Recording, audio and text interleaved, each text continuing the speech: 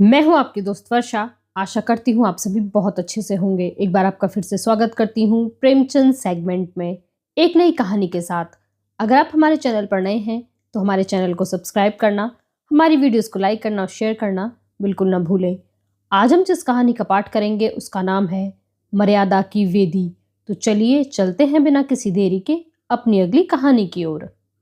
यह वह समय था जब चित्तौड़ में मृदु भाषिणी मीरा प्यारी आत्माओं को ईश्वर प्रेम के प्याले पिलाती थी।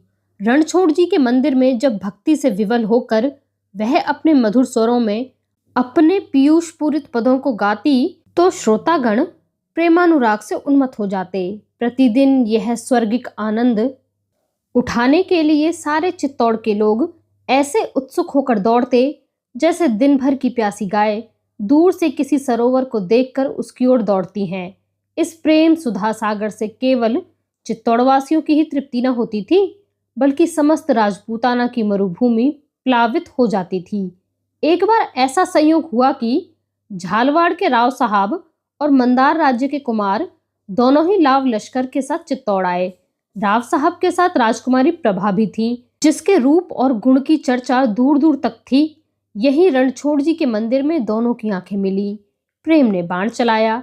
राजकुमार पूरा दिन उदासीन भाव से शहर की गलियों में घूमा करता। राजकुमारी विरह से व्यथित अपने महल के झरोकों से झांका करती। दोनों व्याकुल होकर संध्या समय मंदिर में आते और यहाँ चंद्र को देखकर कुमुदनी खिल जाती। प्रेम प्रवीण मीरा ने कई बार इन दोनों प्रेमियों को सतृष्ण नेत्रों से परस्पर देखते हुए पाकर उनके मन के भावों को ताड़ लिया। एक दिन कीर्तन के पश्चात जब झालवाड़ के राव साहब चलने लगे तो उसने मंदार के राजकुमार को बुलाकर उनके सामने खड़ा कर दिया और कहा, राव साहब, मैं प्रभा के लिए वर लाई हूँ, आप इसे स्वीकार कीजिए। प्रभा लज्जा से गड़ सी गई। राजकुमार के गुणशील पर राव साहब पहले से ही मोहित थे। उन्होंने तुरंत उसे छाती से लगा लिया। उसी अवसर पर चित्तौड़ के राणा भोजराज जी मंदिर में आए। उन्होंने प्रभा का मुखचंद्र देखा तो उनकी छाती पर सांप लौटने लगा। झालवाड़ में बड़ी धूम थी। राजकुमारी प्रभा का आज विवाह होगा। मंदार से बारात आएगी। मेहमानों की सेवा सम्मान की तैयारियां हो रही थीं। दुकानें सजी हुई थीं। नौबत खाने आमोदालाप से गूंजते थे। सड़कों पर सुगंधी छिड़की जाती थी। अट्टालिकाएं पुष्पलताओं से शोभायमान थीं। पर जिसके लिए ये सब तैयारियां हो रही थीं, वह अपनी वाटिका के एक वृक्ष के नीचे उदास बैठी हुई रो रही थी। रनिवास में डोमिनिया आनंद के उत्सव गीत गा रही थीं। कहीं सुंदरियों के हाव भाव थे, कहीं आभूषणों की चमक दमक और कहीं हास परिहास की बहार। नाइन बात बात पर तेज होती थी। मालिन गर्व से फूली न समाती थी। धोबिन आंखें दिखाती थी। कुम्हारिन मटके के सदृश फूली हुई थी। मंडप के नीचे पुरोहित जी बात बात पर सुवर्ण मुद्राओं के लिए ठुनकते थे। रानी सिर के बाल खोले भूखी प्यासी चारों ओर दौड़ती थी। सबकी बौछारें सहती थी और अपने भाग्य को सराहती थी। दिल खोल खोल कर हीरे जवाहरात लुटा रही थी। आज प्रभा का विवाह है। बड़े भाग्य से ऐसी बातें सुनने में आती हैं। सबके सब अपनी अपनी धुन में मस्त हैं। किसी को प्रभा की फिक्र नहीं है, जो वृक्ष के नीचे अकेली बैठी रो रही है। रमणी ने आकर नाइन से कहा, बहुत बड़बड़ कर बातें न कर, कुछ राजकुमारी का भी ध्यान है, चल उनके बाल गूंथ। नाइन ने दांतों तले जीभ दबाई। दोनों प्रभा को ढूंढती हुई बाग में पहुंची। प्रभा ने उन्हें देखते ही आंसू पोंछ डाले। नाइन मोतियों से मांग भरने लगी और प्रभा सिर नीचा किए आंखों से मोती बरसाने लगी।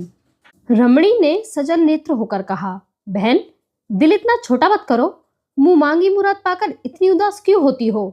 प्रभा ने सहेली की ओर देखकर कहा, बहन, जाने क्यों दिल बैठा जाता है।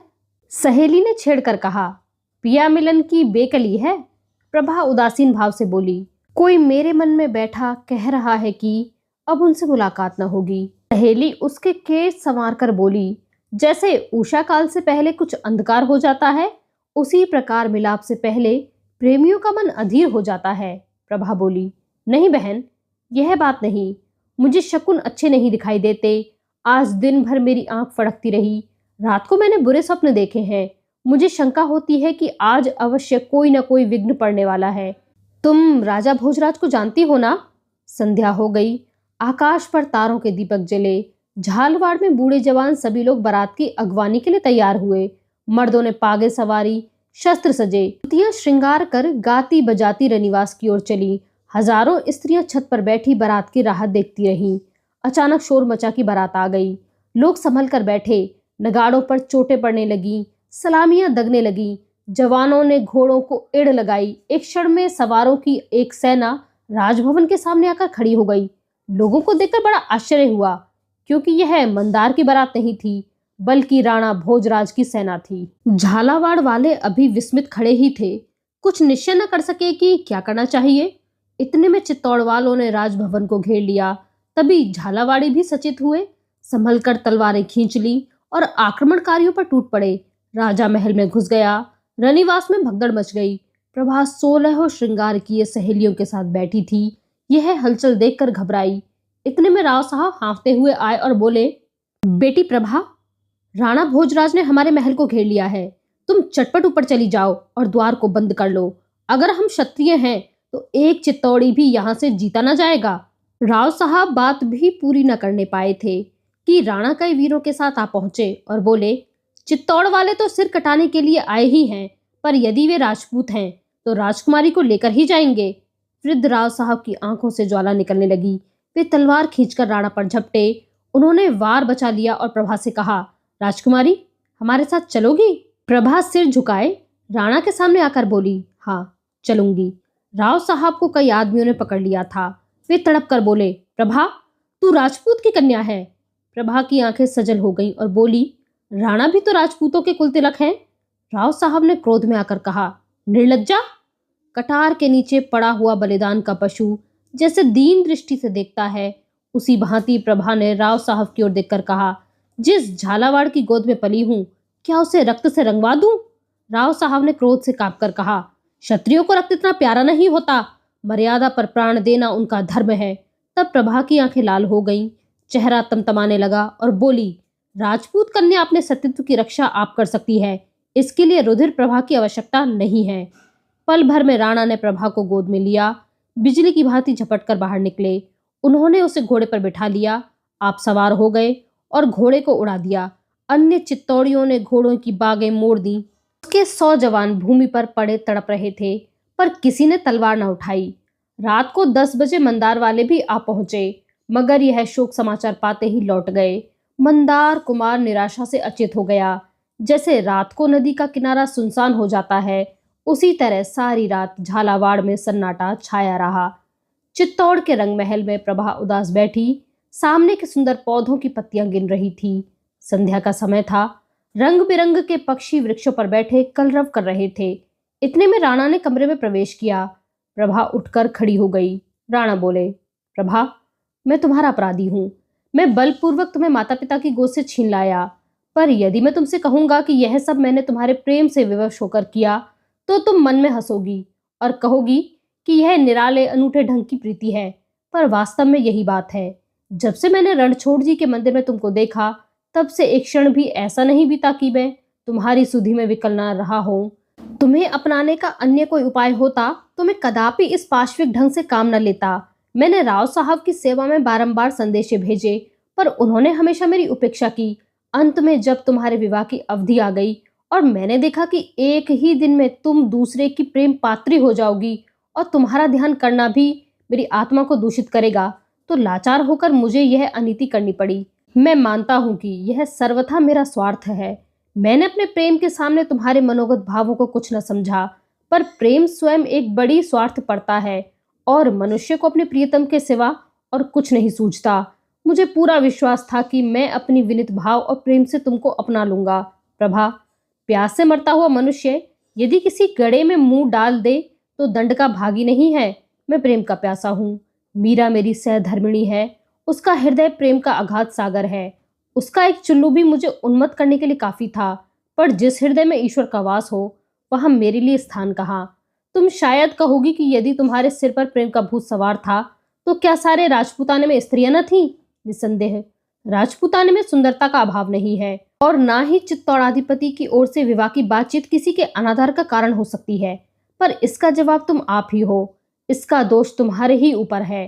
राजस्थान में एक ही चित्तौड़ है, एक ही राणा है और एक ही प्रभा। संभव है मेरे भाग्य में प्रेमानंद भोगना ना लिखा हो। यह मैं अपने कर्म लेख को मिटाने का थोड़ा सा प्रयत्न कर रहा हूँ, परंतु भाग्य के अधीन बैठे रहना पुरुषों का काम नहीं है। मुझे इसमें सफलता होगी या नहीं, इसका फैसला तुम्हारे हाथ है। प्रभा की आंखें जमीन की तरफ थीं और मन फुदकने वाली चिड़िया की भांति इधर उधर उड़ता फिरता था। वह झालावाड़ को मारकाट से बचाने के लिए राणा के साथ आई थी, मगर राणा के प्रति उसके हृदय में क्रोध की तरंगें उठ रही थीं। उसने सोचा था कि वे यहाँ आएंगे तो उन्हें राजपूत, कुलकलंक, अन्यायी, दुराचारी, दुरात्मा, कायर कहकर उनका गर्व चूर चूर कर दूंगी। उसको विश्वास था कि यह अपमान उनसे ना सहा जाएगा और वे मुझे बलात् अपने काबू में लाना चाहेंगे। इस अंतिम समय के लिए उसने अपने हृदय को खूब मजबूत और अपनी कटार को खूब तेज कर लिया था। प्रभा ने निश्चय कर लिया था कि एक बार उन पर होगा, दूसरा अपने कलेजे पर, और इस प्रकार यह पाप कांड समाप्त हो जाएगा। लेकिन राणा की नम्रता, उनकी करुणात्मक विवेचना और उसके विनीत भाव ने प्रभा को शांत कर दिया। आग पानी से बुझ जाती है। राणा कुछ देर वहां बैठे रहे, फिर उठकर चले गए। प्रभा को चित्तौड़ में रहते हुए 2 महीने गुजर चुके थे। राणा उसके पास फिर न आए। इस बीच उनके विचारों में कुछ अंतर आ गया है। झालावाड़ पर आक्रमण होने से पहले मीराबाई को इसकी बिल्कुल खबर न थी। राणा ने इस प्रस्ताव को गुप्त रखा था, किंतु अब मीराबाई प्रायः उन्हें इस दुराग्रह पर लज्जित किया करती है और धीरे धीरे राणा को भी विश्वास होने लगा है कि प्रभा इस तरह काबू में नहीं आ सकती। राणा ने प्रभा के सुख विलास की सामग्री एकत्र करने में कोई कसर नहीं रख छोड़ी थी, लेकिन प्रभा उनकी तरफ आंख उठाकर भी नहीं देखती। राणा प्रभा की लौंडियों से नित्य का समाचार पूछा करते हैं और उन्हें रोज वही निराशापूर्ण वृत्तांत सुनाई देता है। मुरझाई हुई कली किसी भांति नहीं खिलती, अतएव उनको कभी कभी अपने इस दुस्साहस पर पश्चाताप होता है। वे पछताते हैं कि मैंने व्यर्थ ही यह अन्याय किया। लेकिन फिर प्रभा का अनुपम सौंदर्य नेत्रों के सामने आ जाता है और वह अपने मन को इस विचार से समझा लेते हैं कि एक सगर्वा सुंदरी का प्रेम इतनी जल्दी परिवर्तित नहीं हो सकता। निसंदेह मेरा मृदु व्यवहार भी कभी न कभी अपना प्रभाव दिखलाएगा। प्रभा पूरा दिन अकेली बैठी बैठी उकताती और झुंझलाती थी। उसके विनोद के निमित्त कई गाने वाली स्त्रियां नियुक्त थी, किंतु राग रंग से उसे अरुचि हो गई थी। वह प्रतिक्षण चिंताओं में डूबी रहती थी।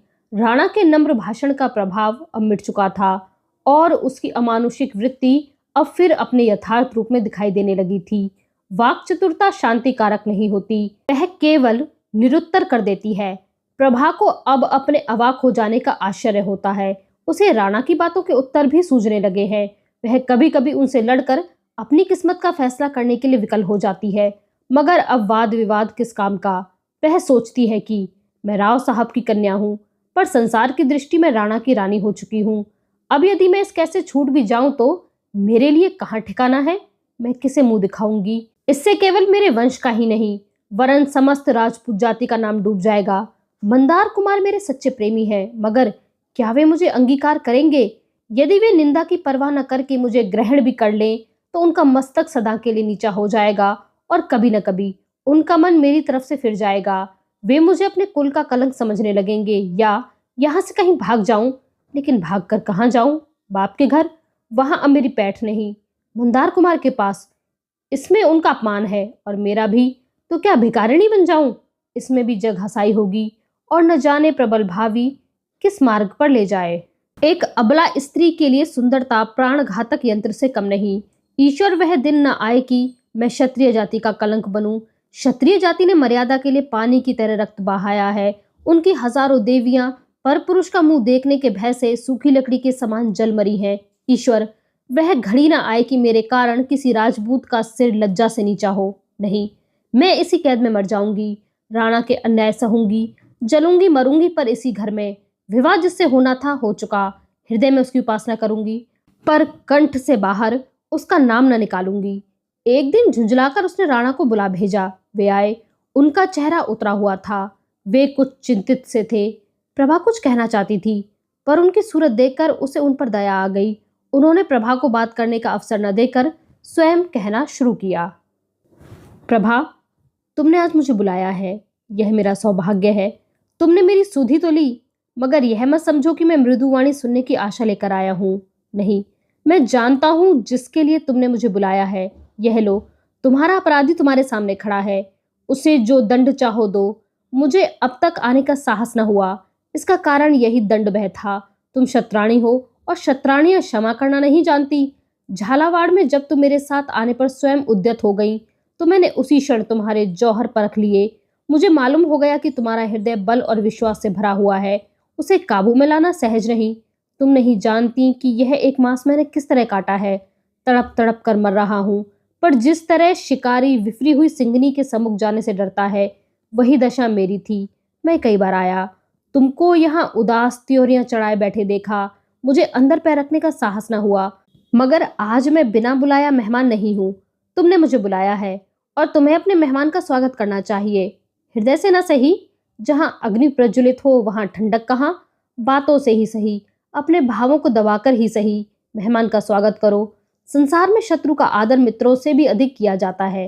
प्रभा, एक क्षण के लिए क्रोध को शांत करो और मेरे अपराधों पर विचार करो। तुम मेरे ऊपर यह दोषारोपण कर सकती हो कि मैं तुम्हें माता पिता की गोद से छीन लाया।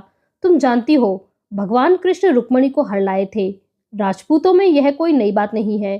तुम कहोगी इससे झालावाड़ वालों का अपमान हुआ, पर ऐसा कहना कदापि ठीक नहीं। झालावाड़ वालों ने वही किया जो मर्दों का धर्म था। उनका पुरुषार्थ देखकर हम चकित हो गए। यदि वे कृत कार्य नहीं हुए तो यह उनका दोष नहीं है। वीरों की सदैव जीत नहीं होती। हम इसलिए सफल हुए कि हमारी संख्या अधिक थी और इस काम के लिए तैयार होकर गए थे। वे निशंक थे, इस कारण उनकी हार हुई। यदि हम वहां से शीघ्र ही प्राण बचाकर न भागे होते तो हमारी गति वही होती जो राव साहब ने कही थी। एक भी चित्तौड़ी न बचता। लेकिन ईश्वर के लिए यह मत सोचो कि मैं अपने अपराध के दूषण को मिटाना चाहता हूँ। नहीं, मुझसे अपराध हुआ है और मैं हृदय से उस पर लज्जित हूँ। अब तो जो कुछ होना था हो चुका। अब इस बिगड़े हुए खेल को मैं तुम्हारे ऊपर छोड़ता हूँ। यदि मुझे तुम्हारे हृदय में कोई स्थान मिले तो मैं उसे स्वर्ग समझूंगा। डूबते हुए को तिनके का सहारा भी बहुत है। क्या यह संभव है? प्रभा बोली, नहीं। राणा, झालावाड़ जाना चाहती हो? प्रभा, नहीं। राणा, मंदार के राजकुमार के पास भेज दूं? प्रभा, कदापि नहीं। राणा, लेकिन मुझसे यह तुम्हारा कुड़ना देखा नहीं जाता। प्रभा, आप इस कष्ट से शीघ्र ही मुक्त हो जाएंगे। राणा ने भयभीत दृष्टि से देखकर कहा, जैसी तुम्हारी इच्छा। और वे वहां से उठकर चले गए। 10 बजे रात का समय था। रणछोड़ जी के मंदिर में कीर्तन समाप्त हो चुका था और वैष्णव साधु बैठे हुए प्रसाद पा रहे थे। मीरा स्वयं अपने हाथ से थाल ला लाकर उनके आगे रखती थी। साधुओं और अभ्यागतों के आदर सत्कार में उस देवी को आत्मिक आनंद प्राप्त होता था। साधुगण जिस प्रेम से भोजन करते थे, उससे यह शंका होती थी कि स्वादपूर्ण वस्तुओं में कहीं भक्ति भजन से भी कहीं अधिक सुख तो नहीं। यह सिद्ध हो चुका है कि ईश्वर की दी हुई वस्तुओं का सदुपयोग ही ईश्वरोपासना की मुख्य रीति है। इसलिए ये महात्मा लोग उपासना के ऐसे अच्छे अवसरों को क्यों खोते? वे कभी पेट पर हाथ फेरते और फिर कभी आसन बदलते थे। मुंह से नहीं कहना तो वे घोर पाप के समान समझते थे। यह भी मानी हुई बात है कि जैसी वस्तुओं का हम सेवन करते हैं वैसी ही आत्मा भी बनती है। इसलिए वे महात्मा गण घी और खोए से उदर को खूब भर रहे थे। उन्हीं में से एक महात्मा ऐसे भी थे जो आंख बंद किए ध्यान में मग्न थे, थाल की ओर ताकते भी न थे।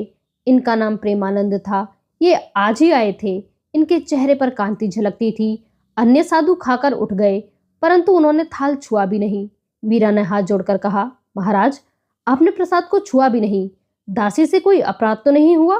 साधु, नहीं, इच्छा नहीं थी। मीरा, पर मेरी विनय आपको माननी पड़ेगी। साधु, मैं तुम्हारी आज्ञा का पालन करूंगा तो तुमको भी मेरी एक बात माननी होगी। मीरा, कहिए, क्या आज्ञा है? साधु, माननी पड़ेगी। मीरा, मानूंगी। साधु, वचन देती हो? मीरा, वचन देती हूँ आप प्रसाद पाएं। मीरा ने समझा था कि साधु कोई मंदिर बनवाने या कोई यज्ञ पूर्ण करा देने की याचना करेगा। ऐसी बातें नित्य प्रति हुआ ही करती थीं और मीरा का सर्वस्व साधु सेवा के लिए अर्पित था, परंतु उसके लिए साधु ने ऐसी कोई याचना न की। वह मीरा के कान के पास मुंह ले जाकर बोला, आज 2 घंटे के बाद राजभवन का चोर दरवाजा खोल देना। मीरा विस्मित होकर बोली, आप कौन हैं? साधु, मंदार का राजकुमार। मीरा ने राजकुमार को सिर से पांव तक देखा। नेत्रों में आदर की जगह घृणा थी। कहा, राजपूत यूं छल नहीं करते। राजकुमार, यह नियम उस अवस्था के लिए है जब दोनों पक्ष समान शक्ति रखते हो। मीरा, ऐसा नहीं हो सकता। राजकुमार, आपने वचन दिया है, उसका पालन करना होगा। मीरा, महाराज की आज्ञा के सामने मेरे वचन का कोई महत्व नहीं। राजकुमार, मैं यह नहीं जानता। यदि आपको अपने वचन का कुछ भी मर्यादा रखनी है तो उसे पूरा कीजिए। मीरा कुछ सोचकर, महल में जाकर क्या करोगे? राजकुमार, नई रानी से दो दो बातें। मीरा चिंता में विलीन हो गई। एक तरफ राणा की कड़ी आज्ञा थी और दूसरी तरफ अपना वचन और उसका पालन करने का परिणाम। कितनी ही पौराणिक घटनाएं उसके सामने आ रही थीं। दशरथ ने वचन पालने के लिए अपने प्रिय पुत्र को वनवास दे दिया। मैं वचन दे चुकी हूँ, उसे पूरा करना मेरा परम धर्म है। लेकिन पति की आज्ञा को कैसे तोड़ूं? यदि उनकी आज्ञा के विरुद्ध करती हूँ तो लोक और परलोक दोनों बिगड़ते हैं। क्यों ना उनसे स्पष्ट कह दूं? क्या वे मेरी यह प्रार्थना स्वीकार न करेंगे? मैंने आज तक उनसे कुछ नहीं मांगा, आज उनसे यह दान मांगूंगी। क्या वे मेरे वचन की मर्यादा की रक्षा न करेंगे? उनका हृदय कितना विशाल है। निसंदेह वे मुझ पर वचन तोड़ने का दोष न लगने देंगे। इस तरह मन में निश्चय करके वह बोली, कब खोल दूं? राजकुमार ने उछलकर कहा, आधी रात को। मीरा, मैं स्वयं तुम्हारे साथ चलूंगी। राजकुमार, क्यों? मीरा, तुमने मेरे साथ छल किया है, मुझे तुम्हारा विश्वास नहीं है। राजकुमार ने लज्जित होकर कहा, अच्छा तो आप द्वार पर खड़ी रहिएगा। मीरा, यदि फिर कोई दगा किया तो जान से हाथ धोना पड़ेगा। राजकुमार, मैं सब कुछ सहने के लिए तैयार हूँ। मीरा यहाँ से राणा की सेवा में पहुंची। वे उसका बहुत आदर करते थे। वे खड़े हो गए। इस समय मीरा का आना एक असाधारण बात थी। उन्होंने पूछा, भाई जी क्या आज्ञा है? मीरा, आपसे भिक्षा मांगने आई हूँ, निराश न कीजिएगा। मैंने आज तक आपसे कोई विनती नहीं की, पर आज एक ब्रह्म फांस में फंस गई हूँ। इसमें से मुझे आप ही निकाल सकते हैं। मंदार के राजकुमार को तो आप जानते हैं ना? राणा, हाँ अच्छी तरह। मीरा, आज उसने मुझे बड़ा धोखा दिया। एक वैष्णव महात्मा का रूप धारण कर रणछोड़ जी के मंदिर में आया और उसने छल करके मुझसे वचन देने पर बाध्य किया। मेरा साहस नहीं होता कि उसकी कपट विनय आपसे कहूँ। राणा, प्रभा से मिला देने को कहा? मीरा, जी हाँ, उसका अभिप्राय वही है, लेकिन सवाल यह है कि मैं आधी रात को राजमहल का गुप्त द्वार खोल दूं। मैंने उसे बहुत समझाया, बहुत धमकाया, पर वह किसी भांति न माना। निदान विवश होकर जब मैंने कह दिया तब उसने प्रसाद पाया। अब मेरे वचन की लाज आपके हाथ है। आप चाहे उसे पूरा करके मेरा मान रखें, चाहे उसे तोड़कर मेरा मान तोड़ दें। आप मेरे ऊपर जो कृपा दृष्टि रखते हैं उसी के भरोसे मैंने वचन दिया। अब मुझे इस फंदे से उबारना आपका काम है। राणा कुछ देर सोचकर बोले, तुमने वचन दिया है, उसका पालन करना मेरा कर्तव्य है। तुम देवी हो, तुम्हारा वचन नहीं टल सकता। द्वार खोल दो, लेकिन यह उचित नहीं है कि वह अकेले प्रभा से मुलाकात करे। तुम स्वयं उसके साथ जाना, मेरी खातिर इतना कष्ट उठाना। मुझे भय यह है कि वह उसकी जान लेने का इरादा करके ना आया हो। ईर्ष्या में मनुष्य अंधा हो जाता है। बाई जी, मैं अपने हृदय की बात तुमसे कहता हूँ। मुझे प्रभा को हरलाने का अत्यंत शौक है। मैंने समझा था कि यहाँ रहते रहते वह हिल मिल जाएगी, किंतु वह अनुमान गलत निकला। मुझे भय यह है कि यदि उसे कुछ दिन यहाँ और रहना पड़ा तो वह जीते न बचेगी। मुझ पर एक अबला की हत्या का अपराध लग जाएगा। मैंने उसे झालावाड़ जाने के लिए कहा, पर वह राजी न हुई। आज तुम उन दोनों की बातें सुनो। अगर वह मंदार कुमार के साथ जाने पर राजी हो तो मैं प्रसन्नता पूर्वक अनुमति दे दूंगा। मुझसे कुड़ना अब उसका देखा नहीं जाता। ईश्वर इस सुंदरी का हृदय मेरी ओर फेर देता तो मेरा जीवन सफल हो जाता, किंतु जब यह सुख भाग्य में लिखा ही नहीं तो क्या वश है। मैंने तुमसे ये बातें कही, इसके लिए मुझे क्षमा करना। तुम्हारे पवित्र हृदय में ऐसे विषयों के लिए स्थान कहाँ? मीरा ने आकाश की ओर संकोच से देखकर कहा, तो मुझे आज्ञा है, मैं चोर द्वार खोल दूं? राणा, तुम इस घर की स्वामिनी हो, मुझसे पूछने की जरूरत नहीं। मीरा राणा को प्रणाम करके चली गई। आधी रात बीत चुकी थी। प्रभा चुपचाप बैठी दीपक की ओर देख रही थी और सोचती थी, इसके घुलने से प्रकाश होता है। यह बत्ती अगर जलती है तो दूसरों को लाभ पहुंचाती है। मेरे जलने से किसी को क्या लाभ? मैं क्यों घुलूं? मेरे जीने की क्या जरूरत है? उसने फिर खिड़की से सिर निकालकर आकाश की तरफ देखा। काले पट पर उज्जवल तारे जगमगा रहे थे। प्रभा ने सोचा, मेरे अंधकार में भाग्य में ये दीप्तिमान तारे कहाँ हैं? मेरे लिए जीवन के सुख कहाँ है? क्या रोने के लिए जीऊं? ऐसे जीने से क्या लाभ? और जीने में उपहास भी तो है। मेरे मन का हाल कौन जानता है? संसार मेरी निंदा करता होगा। झालावाड़ की स्त्रियां मेरे मृत्यु के शुभ समाचार सुनने की प्रतीक्षा कर रही होंगी। मेरी प्रिय माता लज्जा से आंखें न उठा सकती होंगी। लेकिन जिस समय मेरे मरने की खबर उन्हें मिलेगी, गर्व से उनका मस्तक ऊंचा हो जाएगा। यह बेहयाई का जीना है। ऐसे जीने से मरना कहीं उत्तम है। प्रभा ने तकी के नीचे से एक चमकती हुई कटार निकाली। उसके हाथ कांप रहे थे। उसने कटार की तरफ आंखें जमाई, हृदय को उसके अभिवादन के लिए मजबूत किया, हाथ उठाया किंतु हाथ न उठा। आत्मा दृढ़ न थी। आंखें झपक गईं, सिर में चक्कर आ गया। कटार हाथ से छूटकर जमीन पर गिर पड़ी। प्रभा क्रुद्ध होकर सोचने लगी, मैं वास्तव में निर्लज हूँ। मैं राजपूतनी होकर मरने से डरती हूँ।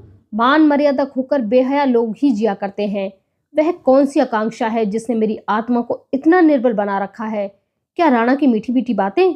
राणा मेरे शत्रु हैं। उन्होंने मुझे पशु समझ रखा है जिसे फंसाने के पश्चात हम पिंजरे में बंद करके हिलाते हैं।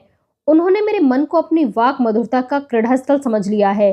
वे इस तरह घुमा घुमा कर बातें करते हैं और मेरी तरफ से युक्तियां निकाल कर उनका ऐसा उत्तर देते हैं कि जबान ही बंद हो जाए। निर्दयी ने मेरा जीवन नष्ट कर दिया और मुझसे यूं खेलता है। क्या इसलिए जीऊं कि उसके कपट भावों का खिलौना बनूं? फिर वह कौन सी अभिलाषा है? क्या राजकुमार का प्रेम? उनकी तो अब कल्पना ही मेरे लिए घोर पाप है। मैं अब उस देवता की योग्य नहीं हूँ। प्रियतम, बहुत दिन हुए मैंने तुमको हृदय से निकाल दिया। तुम भी मुझे अपने हृदय से निकाल डालो। मृत्यु के सिवा अब मेरा कहीं कोई ठिकाना नहीं है। शंकर, मेरी निर्बल आत्मा को शक्ति प्रदान करो। मुझे कर्तव्य पालन का बल दो। प्रभा ने फिर कटार निकाली। इच्छा दृढ़ थी। हाथ उठा और निकट था कि कटार उसके शोकातुर हृदय में चुभ जाए कि इतने में किसी के पांव की आहट सुनाई दी।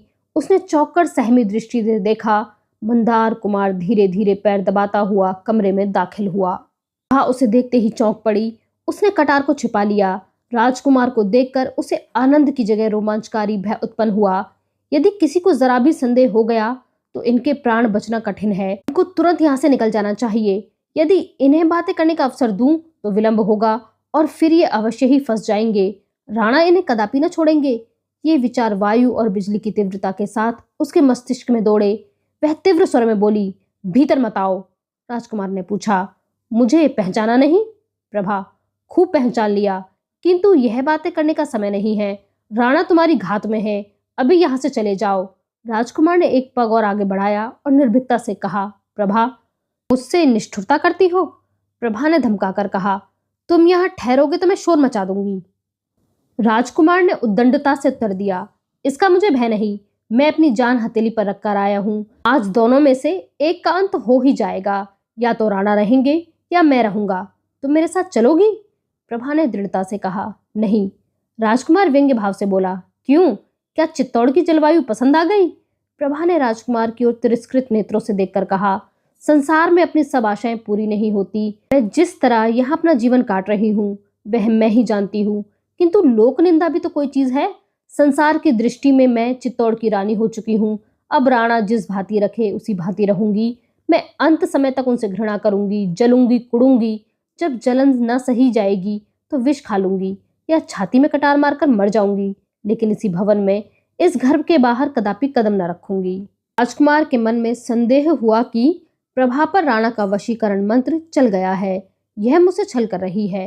प्रेम की जगह ईर्ष्या पैदा हुई। वह उसी भाव से बोला, और यदि मैं यहाँ से उठा ले जाऊं? प्रभा के तेवर बदल गए। बोली, तो मैं वही करूंगी जो ऐसी अवस्था में शतरानियां करती हैं। अपने गले में छुरी मार लूंगी या तुम्हारे गले में। राजकुमार एक पग और आगे बढ़ाकर कटु वाक्य बोला, राणा के साथ तो तुम खुशी से चली आई। उस समय छुरी कहाँ गई थी? प्रभा को यह शब्द शर सा लगा। वह तिल मिलाकर बोली, उस समय इस छुरी के एक खून से खून की नदी बहने लगती। मैं नहीं चाहती थी कि मेरे कारण मेरे भाई बंधुओं की जान जाए। इसके सिवाय मैं कुंवारी थी। मुझे अपनी मर्यादा के भंग होने का कोई भय न था। मैंने पातिव्रत नहीं लिया था। कम से कम संसार मुझे ऐसा समझता था। मैं अपनी दृष्टि में अब भी वही हूँ, किंतु संसार की दृष्टि में कुछ और हो गई हूँ। लोक लज्जा ने मुझे राणा की आज्ञाकारिणी बना दिया है। पातिव्रत की बेड़ी जबरदस्ती मेरे पैरों में डाल दी गई है। अब इसकी रक्षा करना मेरा धर्म है। इसके विपरीत कुछ और करना शतरानियों के नाम को कलंकित करना है। तुम मेरे घाव पर व्यर्थ नमक क्यों छिड़कते हो? यह कौन सी भलबंसी है? मेरे भाग्य में जो कुछ बदा है वह भोग रही हूँ। मुझे भोगने दो। तुमसे विनती करती हूँ कि शीघ्र ही यहाँ से चले जाओ। राजकुमार एक पग और बढ़ाकर दुष्ट भाव से बोला, प्रभा, यहाँ आकर तुम त्रिया चरित्र में निपुण हो गई हो। तुम मेरे साथ विश्वासघात करके अब धर्म की आड़ ले रही हो। तुमने मेरे प्रणय को पैरों तले कुचल दिया और अब मर्यादा का बहाना ढूंढ रही हो। मैं इन नेत्रों से राणा को तुम्हारे सौंदर्य पुष्प का भ्रमर बनते नहीं देख सकता। मेरी कामनाएं मिट्टी में मिलती हैं तो तुम्हें लेकर जाएंगी। मेरा जीवन नष्ट होता है तो उससे पहले तुम्हारे जीवन का भी अंत होगा। तुम्हारी बेवफाई का यही दंड है। बोलो, क्या निश्चय करती हो? इस समय मेरे साथ चलती हो या नहीं? किले के बाहर मेरे आदमी खड़े हैं। प्रभा ने निर्भयता से कहा। नहीं राजकुमार, सोच लो, नहीं तो पछताओगी। प्रभा, खूब सोच लिया। राजकुमार ने तलवार खींच ली और वह प्रभा की तरफ लपके। प्रभा भय से आंखें बंद किए एक कदम पीछे हट गई। मालूम होता था उसे मूर्छा आ जाएगी। अकस्मात राणा तलवार लिए वेग के साथ कमरे में दाखिल हुए। राजकुमार संभल कर खड़ा हो गया। राणा ने सिंह के समान गरज कर कहा, दूर हट, क्षत्रिय स्त्रियों पर हाथ नहीं उठाते। राजकुमार ने तड़क कर उत्तर दिया, लज्जाहीन स्त्रियों की यही सजा है। राणा ने कहा, तुम्हारा बैरी तो मैं था, मेरे सामने आते क्यों ले जाते थे? जरा मैं भी तुम्हारे तलवार की काट देखता। राजकुमार ने ऐंठ कर राणा पर तलवार चलाई। शस्त्र विद्या में राणा अति कुशल था। वार खाली देखकर राजकुमार पर झपटे। इतने में प्रभा, जो मूर्छित अवस्था में दीवार से चिपटी खड़ी थी, बिजली की तरह कौंध कर राजकुमार के सामने खड़ी हो गई। राणा वार कर चुके थे। तलवार का पूरा हाथ उसके कंधे पर पड़ा। रक्त की फुहार छूटने लगी। राणा ने एक ठंडी सांस ली और उन्होंने तलवार हाथ से फेंक कर गिरती हुई प्रभा को संभाल लिया। क्षण मात्र में प्रभा का मुखमंडल वर्णविहीन हो गया। आंखें बुझ गईं। दीपक ठंडा हो गया। मंदार कुमार ने भी तलवार फेंक दी और वह आंखों में आंसू भर के प्रभा के सामने घुटने टेक कर बैठ गया। दोनों प्रेमियों की आंखें सजल थीं। पतंगे बुझे हुए दीपक पर जान दे रहे थे। प्रेम के रहस्य बड़े निराले होते हैं। अभी एक क्षण हुआ, राजकुमार प्रभा पर तलवार लेकर झपटा था। प्रभा किसी प्रकार उसके साथ चलने को उद्यत न होती थी। लज्जा का भय, धर्म की बेड़ी, कर्तव्य की दीवार रास्ता रोके खड़ी थी, परंतु उसे तलवार के सामने देखकर उसने उस पर अपने प्राण अर्पण कर दिए। प्रीति की प्रथा निभाह दी, लेकिन अपने वचन के अनुसार उसी घर में। हाँ, प्रेम के रहस्य निराले हैं। अभी एक क्षण पहले राजकुमार प्रभा पर तलवार लेकर झपटा था। उसके खून का प्यासा था। ईर्ष्या की अग्नि उसके हृदय में दहक रही थी। वह रुद्र की धारा से शांत हो गई। कुछ देर तक वह अचेत बैठा रोता रहा, फिर उठा और उसने तलवार उठाकर जोर से अपनी छाती में चुभा ली। फिर रक्त की फुहार निकली। दोनों धाराएं मिल गईं और उनमें कोई भेद न रहा। प्रभा उसके साथ चलने पर राजी न थी, किंतु वह प्रेम के बंधन को तोड़ न सकी। दोनों उस घर से ही नहीं, संसार से एक साथ से धारे। यह कहानी यहीं पर समाप्त होती है। आप हमें कमेंट बॉक्स में लिखकर यह जरूर बताएं कि आपको यह कहानी कैसी लगी। हमारे साथ इस सफर में बने रहने के लिए आप सभी का बहुत शुक्रिया।